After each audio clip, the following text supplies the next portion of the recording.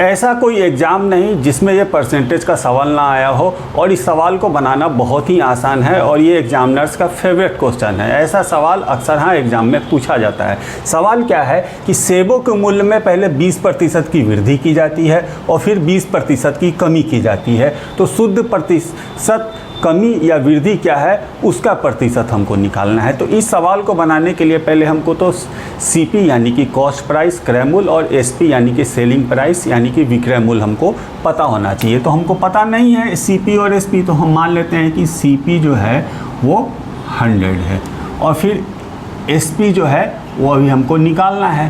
पहले सीपी में क्या हो रहा है कि 100 में पहले 20% की वृद्धि हो रही है यानी कि प्लस 20%, और 100 का 20% कितना होता है 20, यानी कि ये अब बढ़ के कितना हो जाएगा 120। फिर इसमें क्या हो रहा है 20% की कमी हो रही है तो ये -20%, तो 120 का 20% कितना होता है 24।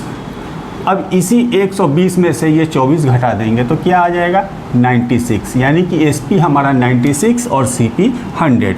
तो 100 और ये 96, इन दोनों का डिफरेंस कितना आ रहा है 4।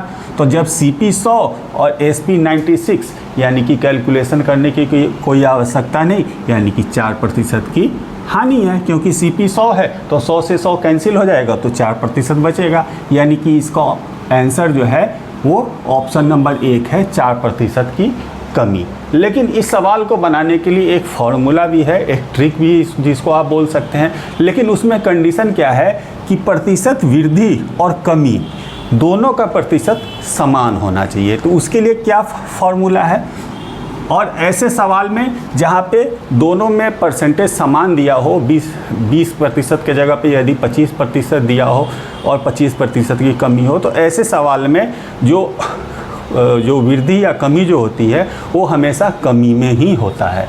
तो प्रतिशत कमी को निकालने के लिए फॉर्मूला क्या है, माइनस अंडर ब्रैकेट x²/100।